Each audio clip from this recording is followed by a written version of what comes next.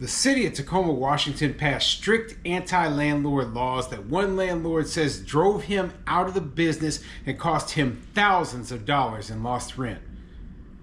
I'm Tony, and this is Real Estate Investing and Landlord News. Alright, so I have an interesting article for you today, and it's coming out of Tacoma, Washington. So Washington State obviously has some of the most strict anti-landlord laws in the entire country. Okay, and it's one of those places where I would really question if I wanted to be a landlord within the state, especially within the city limits of Seattle and Tacoma, because they have even more strict laws than the statewide laws. So yeah, it's a big problem when you're saying, okay, I'm a small mom and pop landlord. I have a limited budget. You know, I have like one property and I have to deal with all of these regulations. Okay, it's ridiculous. It's absolutely ridiculous. And what it's really doing is it's driving those small mom and pops to say, I don't even want to do this. This isn't worth it. It isn't worth my time. It isn't worth the nonsense I have to deal with. And, you know, that's exactly what happened in this story that I'm going to be covering today. Okay. So this landlord had a very negative experience dealing with all of the laws and rules and regulations. And guess what? Tenant rights advocates are like, oh, no, don't listen to that guy. That's just, you know, the real problem is with the tenants, right? And here's my problem with that, okay? Rather than listening to the people, the landlords who are directly involved, saying what the problems are that they have with these new laws, they want to talk to somebody who's never run a rental property, never had a rental property business, never run any sort of business, and instead makes all their money off of the government's back, okay? So yeah, some government-paid nonprofit lawyer is like, oh, no, you'll be able to make plenty of money with these rules. Yeah, you have no clue. You're an idiot, okay? All the people in this story who are saying, you know, downplaying the experience of this landlord and of other landlords within the state, they are idiots, period. Okay, they need to shut up because they don't know a darn thing. And that's the truth, okay? So when you pass these laws, you need to talk about the true stakeholders here. A stakeholder isn't some tenant rights group. A stakeholder isn't even the tenant necessarily, okay? The true stakeholder is the one who is investing hundreds of thousands, if not millions of dollars into a unit in order to make money. Period. And if you piss those people off, they will leave. You will not have any rental housing. Period. You're an idiot if you can't figure that out. Okay? If it is not profitable to rent a property out, because of the laws you passed, nobody's gonna do it. They're like, oh no, that's not possible. It's not possible that everybody will just leave, right? You know, think about it for a second. What have we heard about in the state of California recently, where insurance providers are just leaving the state because they can't make any money with the state's rules and regulations? It is very similar to what's going on with landlords, okay? It's one of those things where the state passes all these rules, all these regulations, makes it darn near impossible to make any money, puts artificial price controls on how much they can increase the prices of insurance, right? Just like rent control. And then the insurance providers are like, they throw up their hands and like, we're out, bye, you know? Yeah, there's a lot of money to be made here if you allow us to operate our businesses in a profitable manner, and you're not allowing us to do so. So we're not going to waste our time here, and we're going to go to places where, hey, we can actually operate and make money, period. That's the only way that anything happens, is you allow these businesses to make money. Otherwise, they just will not operate. So before I get into the article, go ahead, hit the like, subscribe button, maybe leave a comment down below and let me know what you think. Do you think they should take the word of lawyers, of tenant rights advocates on what is best for landlords, what the best way to operate businesses would be? You know, do you think that those people know more about how things work than the landlords themselves?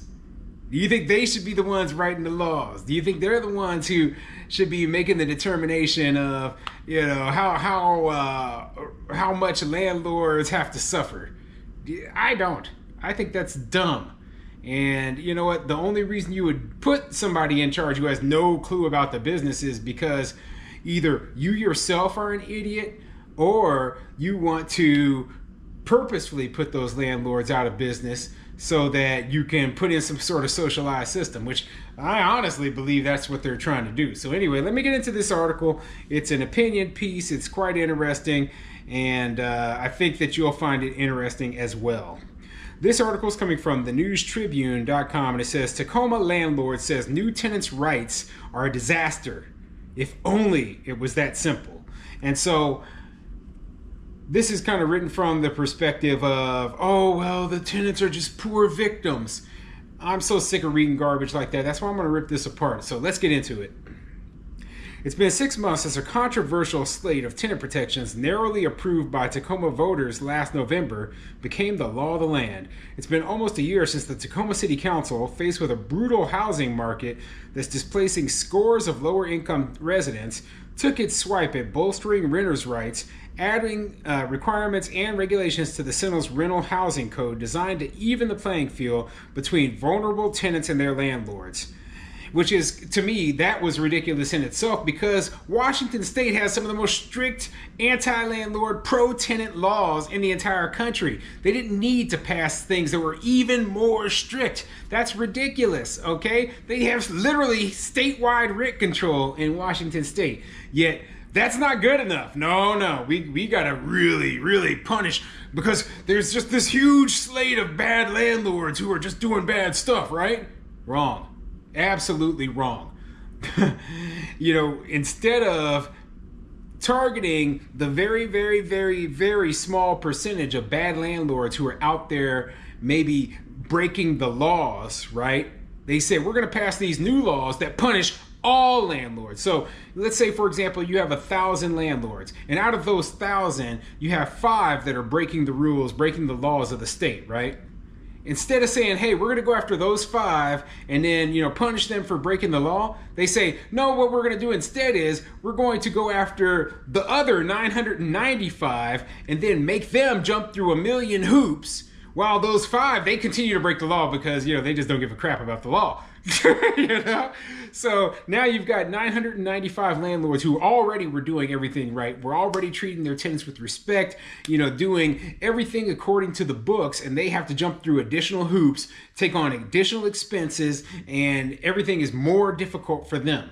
So yeah, I've got a big problem when they start passing stupid new laws. And just in case you're curious what these new laws that they passed are, I actually opened up the article that had a link to describe some of the changes that they had made to the Tacoma renters' rights. So they said they're going to require 6 months notice for all rent increases. You have to pay relocation expenses for rent hikes over 5%. They caps fees and deposits. It bans cold weather evictions, November through March. It bans rent hikes when code violations exist, and no school year evictions of children and educators, right? And I believe that some of this provision, specifically the cold weather eviction, is what this landlord ran into and why he was unable to get this tenant up out of his unit, okay? So I'm going to I'm going to go back to the first story, and I'm going to skip down so that we can hear what this landlord story is, because I want you to know that, this is the kind of situation that small mom and pops are getting into in these places where, they treat landlords like garbage. So it says, Paul Patino, well, he's seen more than enough. He's ready to call it. At least in Tacoma, it's a disaster, according to Patino, a 56-year-old condo owner turned fuming landlord. We will never be landlords in Tacoma again. I will tell you that, he proclaimed, speaking with pent-up frustration. Everything is just geared to protect and shield bad actor tenants from any responsibility, Patino told the News Tribune. There's no good reason to be a small landlord in Tacoma at this point. There's no way to make it worth it. Yeah, he spoke a lot of words right there, okay?